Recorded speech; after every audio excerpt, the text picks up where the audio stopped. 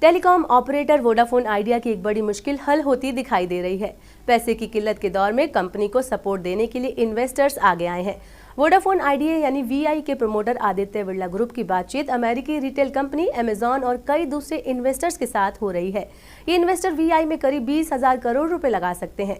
Vodafone idea को इस वक्त फंडिंग की सख्त जरूरत है।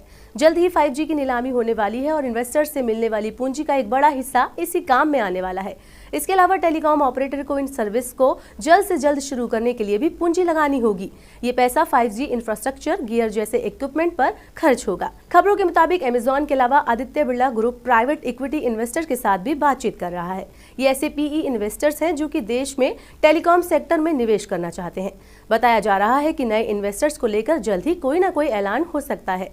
खबरों के मुताबिक वोडाफोन आइडिया में आने वाले 20,000 करोड़ रुपए के इन्वेस्टमेंट में करीब 10,000 करोड़ रुपए की इक्विटी की शक्ल में होंगे, जबकि बकाया रकम कर्ज के तौर पर दी जाएगी। इन्वेस्टर मिलने की खबरें आने के साथ ही वोडाफोन आइडिया के शेयरों को मानो पंख लग गए हैं।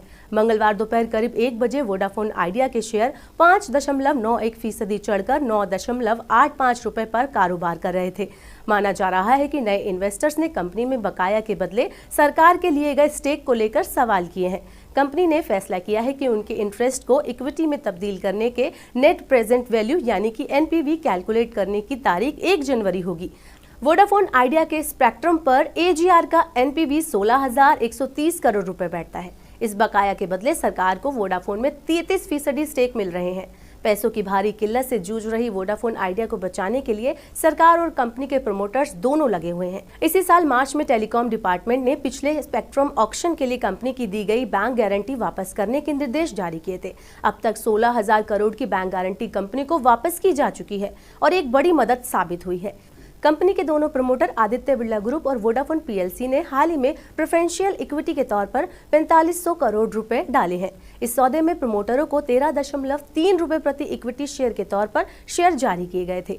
इस फंडिंग में वोडाफोन ने 3,375 करोड़ रुपए, आदित्य बिरला ग्रुप ने 1,125 करोड़ रुपए निवेश किए थे।